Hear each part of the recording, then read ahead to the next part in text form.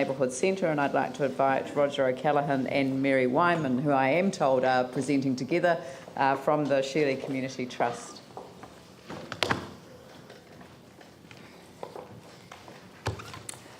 Thank you for this opportunity to speak to Council.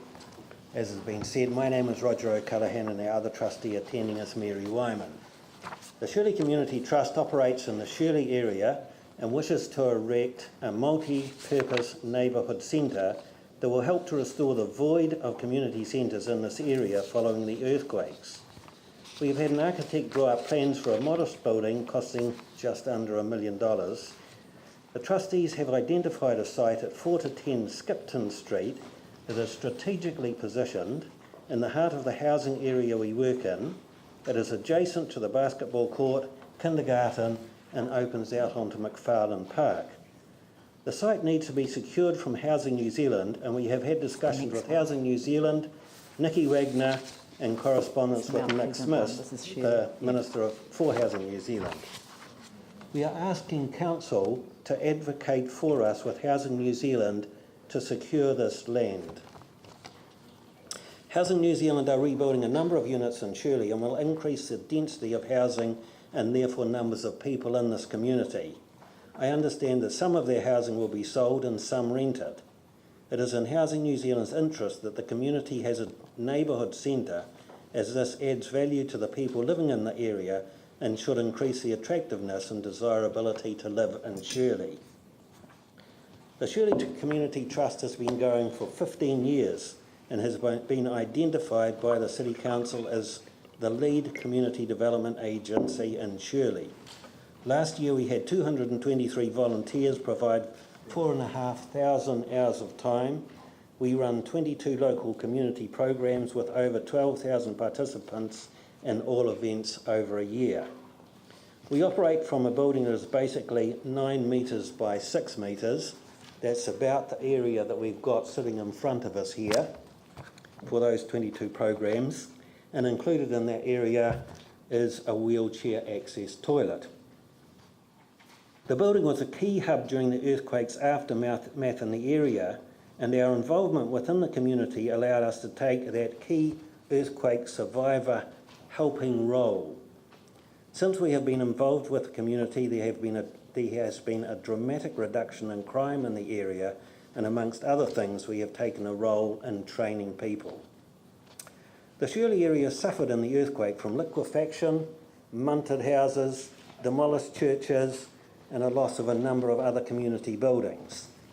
The area is low income, deprived, and has no political power.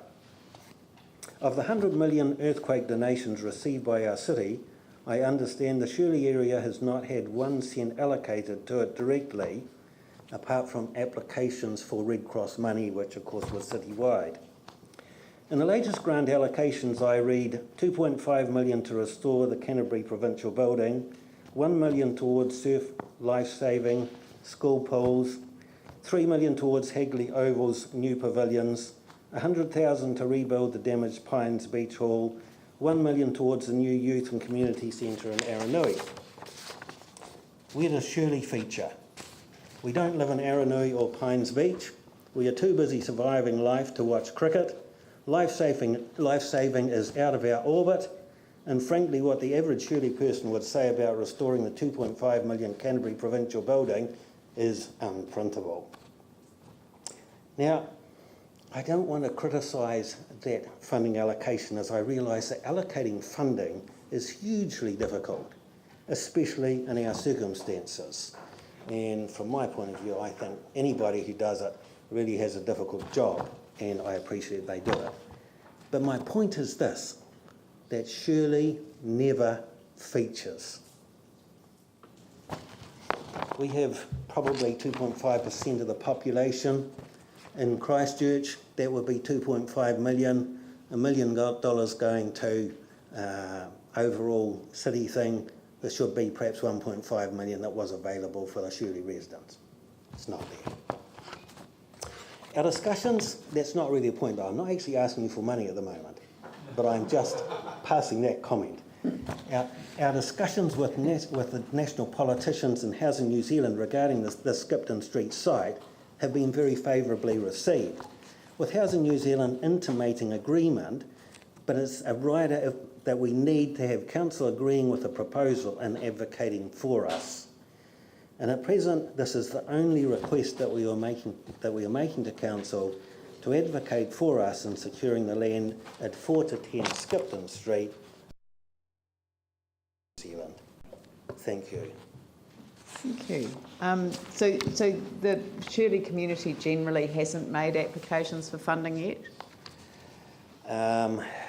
We've made funding to Community Trust and to Lotto, and we, again... For this project? Yeah, for this project, okay. yes. So we've been working on it for, probably 12 months. We also looked at another proposal earlier on. So again, we've got funders on side, and we think we can get there. And you made a presentation to your community board, because That's right. We've heard That's that right. They were very impressed with your presentation. Yes. Did you feel that there was strong support from the community board? Yes. Yes. Yes. Everyone we've talked to, we've had strong support, and as I say,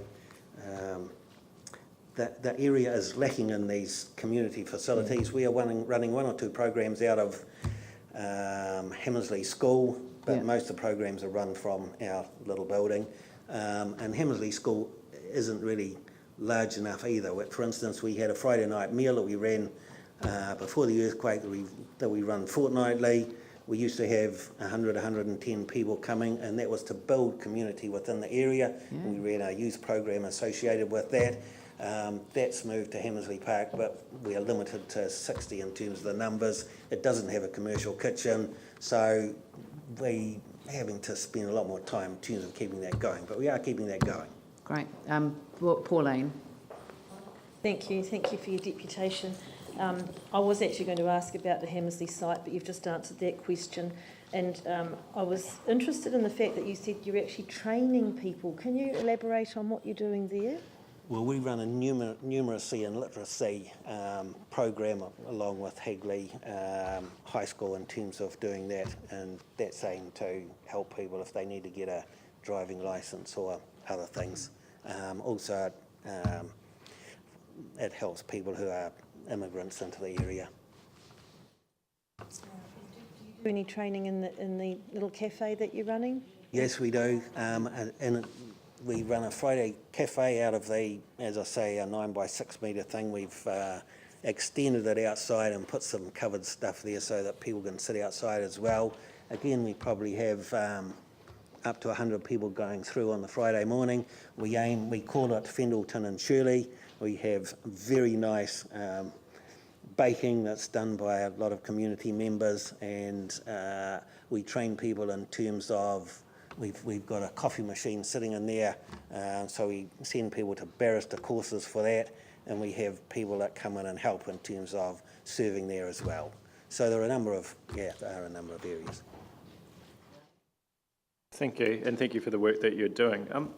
Are you aware of any overall planning exercise happening in Shirley that would kind of work through where the intensive housing's going, where the best community space for community facilities would be with, all the different change that's happening there? Is there any overall process you're aware of, or do you think that's a gap and something we need to be also advocating for?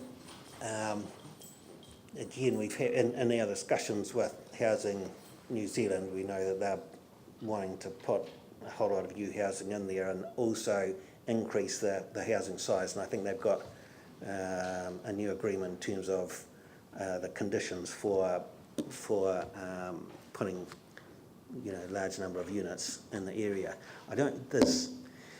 My understanding is there's no real overall strategy from Council and Housing New Zealand in terms of the Shirley area. We just look at it and say, we've talked to a lot of community groups. We can probably rent this complex from the day that's up at least 50% of the time. We think we'll get a bit of an income stream in terms of actually running it. I wonder if the Aranui Community Trust couldn't help you establish those sorts of relationships, because that's precisely how they started. You know, over 10 years ago, they Yes. began with nothing and have now built up to be the sort of community trust that I think that you're aspiring to be. Would that be a fair comment?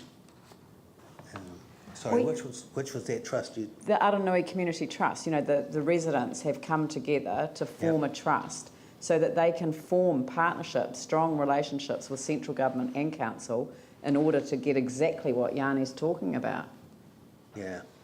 I just wonder whether we could make a connection here and help you. I mean, I'm very much in favour of supporting your ambition to have the land made available, and if the council can provide a supportive letter, I'm sure the two councillors from the ward would like to move and second such a motion, and we could provide that support.